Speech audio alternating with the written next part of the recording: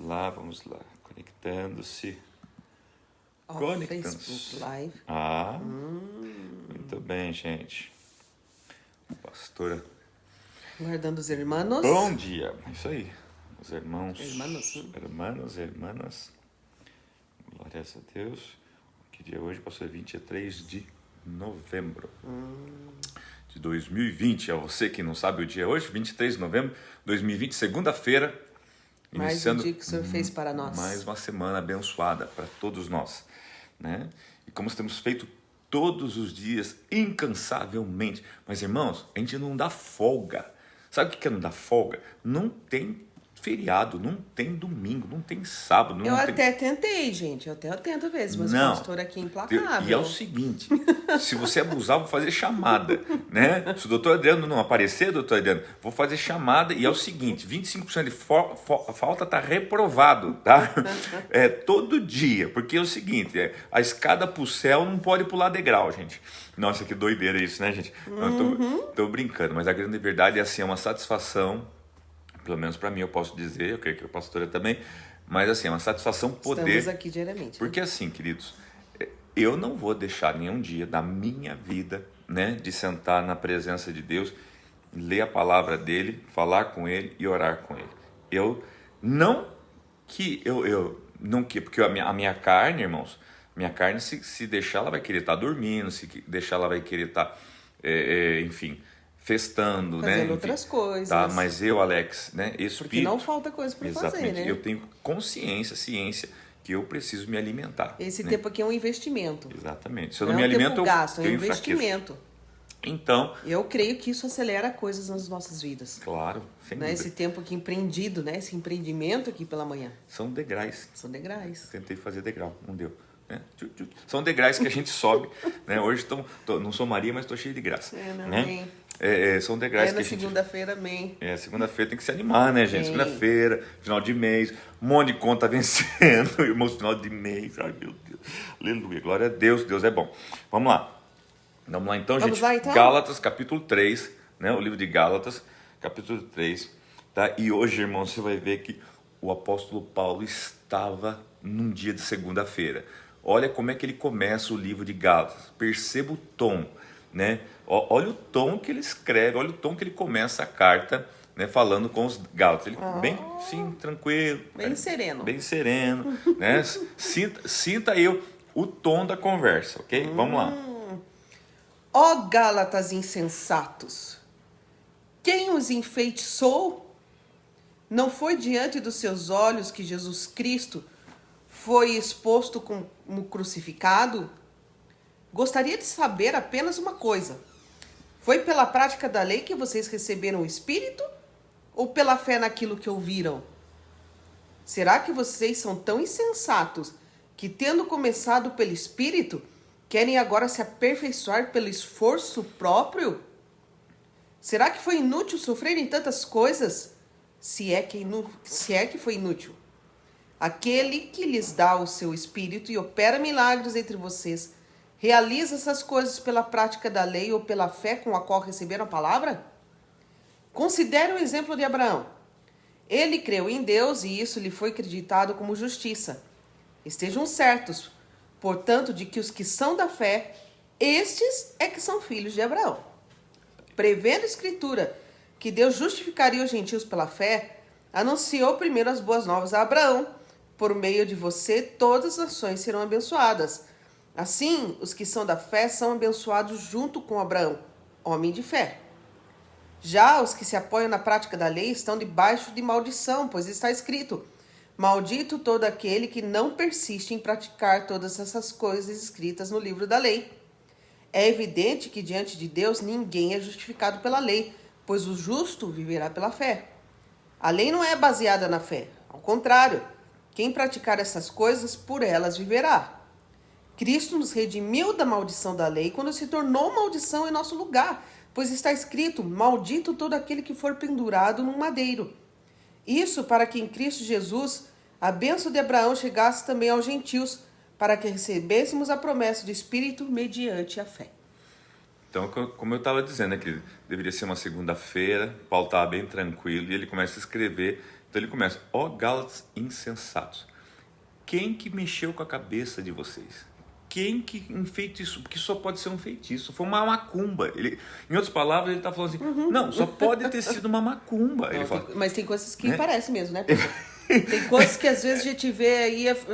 Só pode ter sido uma Só macumba. pode ser. Não tem outra explicação. É isso que ele está querendo dizer. Como é que vocês, Feitiço, né? tendo Feitiço começado mesmo, pela gente. fé, como é que vocês, tendo começado tudo bonitinho, certinho, vocês experimentaram o Espírito, sabe o que ele estava falando aqui, amor? Ele estava dizendo assim: vocês viram milagres, vocês participaram de milagres concedidos pelo Espírito Santo, vocês viram manifestações. Quando ele diz aqui, ele fala assim, ó: não foi diante dos seus olhos que Jesus Cristo foi exposto como crucificado, que ele está dizendo assim: ó, vocês viram o poder, né, de Jesus crucificado, né? Não é que eles viram Jesus crucificado, eles não viram Jesus morto. Ele está falando assim: mas vocês viram o poder do evangelho de um Cristo crucificado, vocês experimentaram, né? Agora vocês estão querendo guardar sábados, guardar cerimônias, agora vocês estão querendo Colocar empecilhos, né? Obstáculos. Circuncidar-se,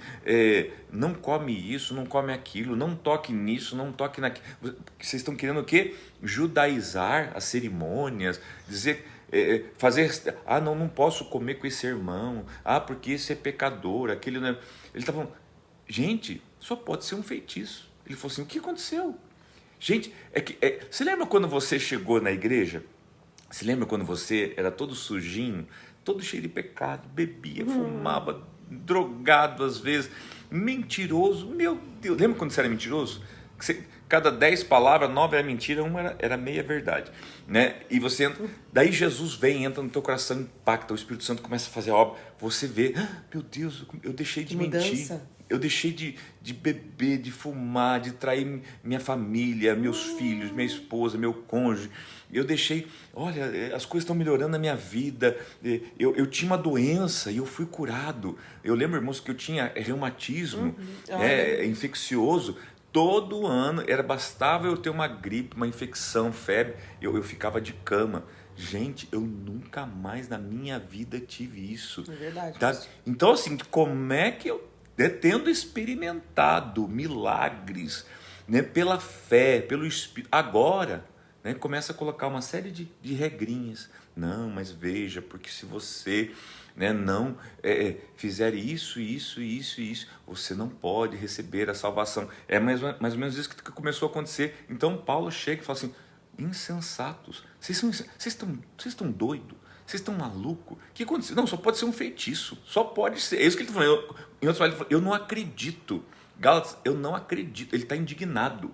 Gente, aqui no original, se você ver os comentários, está falando assim: Paulo estava indignado. Se Paulo pudesse, ele pegava pelo pescoço os Gálatas. É isso que ele está falando: gente, pelo amor de Deus, vocês começaram pela fé. E agora vocês estão se perdendo na fé, indo para o lado da lei, querendo guardar a lei, querendo fazer sacrifício. Não, porque se eu não fizer um sacrifício, Deus não vai me abençoar.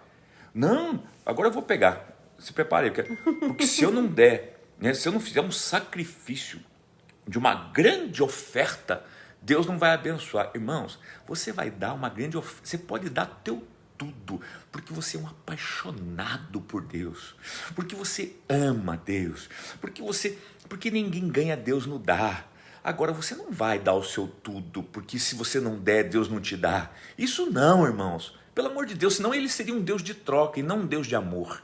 Você está me entendendo? Por favor, ensina isso para as pessoas. Tá? Você vai dar o seu tudo sim, mas porque a essência do Deus de amor está em você, e você sabe que ninguém ganha Deus no dar. Tá? Então, por mais, se você é uma fonte, quanto mais você dá, mais você tem. Agora, você não vai dar por causa de uma troca. Eu vou dar porque se eu não der, Deus não me dá. E é isso que muitos estão ensinando hoje. Porque se você não dá, Deus não vai dar para você. Mentira. É isso que Paulo está falando. Insensatos, não acredite nessas mentiras. São mentiras que estão tentando ensinar para vocês. Tá? Vocês começaram bem pela fé. Quando vocês entraram, vocês não tinham nada. Vocês só tinham pecado. E começaram a receberam perdão, receberam cura, receberam libertação, sem dar nada. Apenas aceitando a Cristo pela fé. Como é que agora estão ensinando que vocês têm que dar alguma coisa? Agora entenda o seguinte, é óbvio que à medida que você vai sendo transformado, você começa a ser um doador, porque você passa a ter vida. E quem tem vida começa a ser um doador, começa a ser uma fonte. E ninguém precisa te pedir nada. Você, uma fonte, a natureza dela, a natureza da fonte é verter água. Então é automático, você está entendendo? Então é isso que Paulo está indignado, porque agora estão começando a colocar um monte de regras para dizer, não, para você ser salvo. Daí ele vai para onde? Ele vai para Abraão. Ele fala, gente, lembra de Abraão. Abraão, que daí o pessoal começa a querer defender a autoridade da lei. Não, mas veja, tem a lei, foi dada a lei. Ele fala assim, ó, muito antes da lei, Abraão foi chamado pela fé. Abraão foi chamado pela promessa. Foi dada uma promessa a Abraão, muito antes da lei. E daí, então quer dizer que a lei não presta? A lei então só veio para... Não, a lei veio para revelar o que era pecado. Né? Para mostrar realmente a dimensão do pecado, até para que, né, pudesse ficar claro o que é certo, o que é errado, tá? Até que aquele que foi dado a promessa, ou seja, Cristo, fosse revelado, cumprisse a lei e todos nós tivéssemos o benefício da graça, do favor, né, de Jesus sobre nós. É isso que nós vamos ver aqui à frente, ok? Exatamente. Acompanhe com a gente aí. Daí ele diz assim, irmãos, humanamente falando, ninguém pode anular um testamento depois de ratificado, nem acrescentar-lhe algo. Assim também as promessas foram feitas a Abraão e ao seu descendente. A Escritura não diz, e aos seus descendentes. Percebe que tem um trocadilho aqui. Como se falando de muitos, mas ao seu descendente, dando a entender que se trata de um só, isto é, Cristo. No contexto original, né, lá da época, um descendente de Abraão, Isaac, mas que representava, tipificava um descendente, Cristo, que é o descendente de Abraão e que passou por tudo aquilo que a lei dizia para nos trazer a graça. Quero dizer isto. A lei que veio 430 anos depois não anula a aliança previamente estabelecida por Deus, de modo que venha invalidar a promessa. Pois se a herança depende da lei, já não depende da promessa. Deus, porém, concedeu-a gratuitamente a Abraão mediante promessa. Qual era então o propósito da lei? Foi acrescentada por causa das transgressões, até que viesse o descendente a quem se referia a promessa, e foi promulgada por meio de anjos pela mão de um mediador. Contudo, o mediador representa mais de um. Deus, porém, é um. Eu vou pedir para a pastora ler de novo o 20 e o 19 e 20, para você ver que talvez é a chave dessa segunda parte que a pastora leu agora. Então, observe, queridos, né? Qual era o propósito da lei? Exatamente, está bem claro. Qual é o propósito da lei, tá? Foi acrescentada por causa da transgressão. Ou seja, por causa das do pecado. Transgressões, aliás. Até que viesse o descendente a quem se referia a promessa. A lei veio para que ficasse claro para mim e para você o que é pecado. Porque senão, imagina só, como é que Deus vai cobrar uma coisa que a gente não sabe? Eu falo assim, eu não sei o que é pecado. Eu não sei o que é certo e o que é errado. Como é que Deus vai me cobrar alguma coisa? Como é que Deus vai apontar alguma coisa que eu não sei? Eu não sei o que é certo. É como quando você vai para algum país e lá você não conhece as leis daquele país, você não sabe o que é certo e o que é errado. A pessoa vai... A lei de trânsito lá fora é diferente daqui. Pessoa Então a gente tem que ter um certo conhecimento, porque se a gente chegar lá, nós vamos infligir a lei, porque nós não conhecemos Uma vez eu ela. fui para um determinado país com a pastora e a gente parou num sinal vermelho e a pessoa de trás ficava buzinando o carro. Falei, Nós estávamos à direita, né? Encostado à direita. Falei, que povo mal educado. Eu parado, buzinava.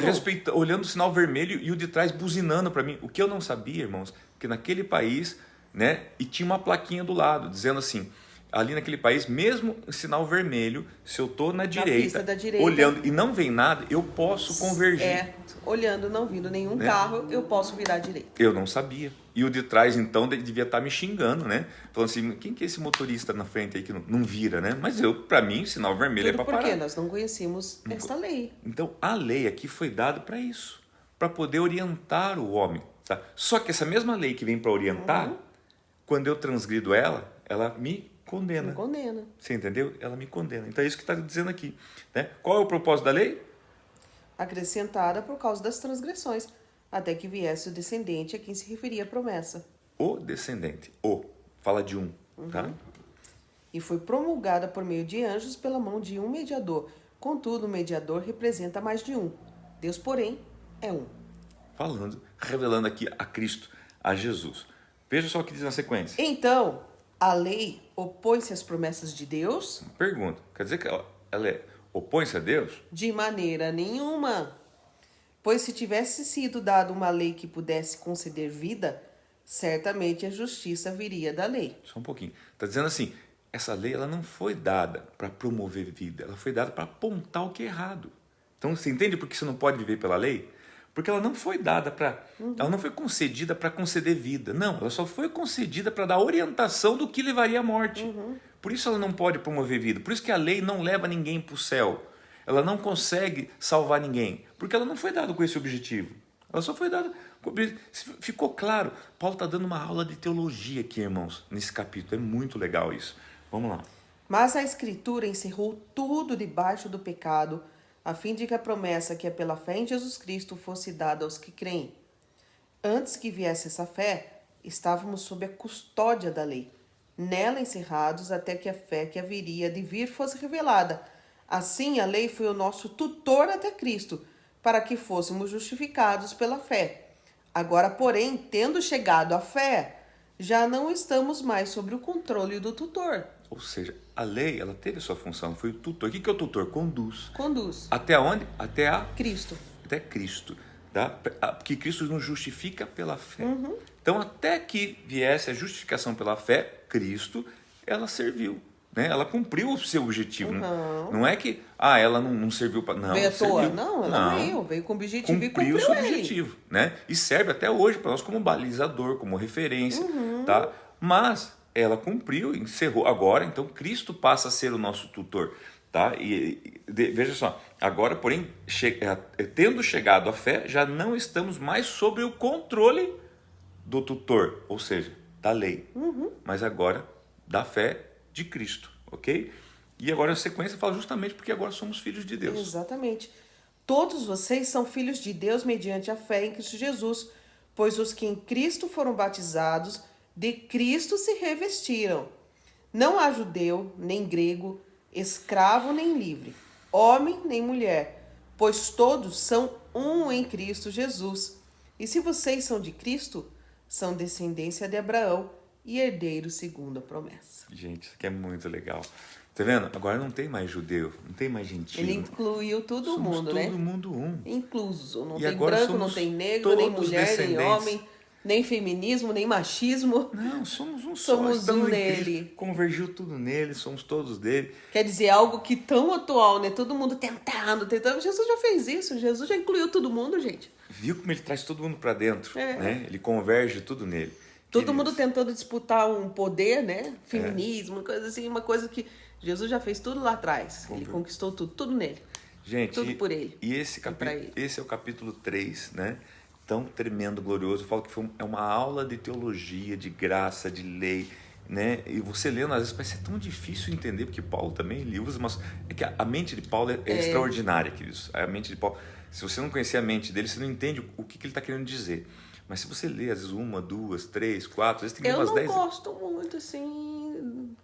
Paulo, não, é que você gente. precisa entender a Nada forma, contra ele, mas... a forma de raciocínio dele, de expor, né, a racionalidade dele. Né? Então, quando você começa a ler bastante as cartas que ele escreveu, você começa a entender a maneira dele pensar. Porque a maneira dele pensar é a maneira que ele expõe. É por isso que a gente está estudando os livros todos, né? Porque você é um Tanto que você conjunto. pode ver, quando você lê lá Atos dos Apóstolos, né? Que é escrito por Lucas, parece que é mais fácil, é mais gostosinho. Gostoso. Né? Ele é médico. Pedro é gostoso também. Ele detalhe.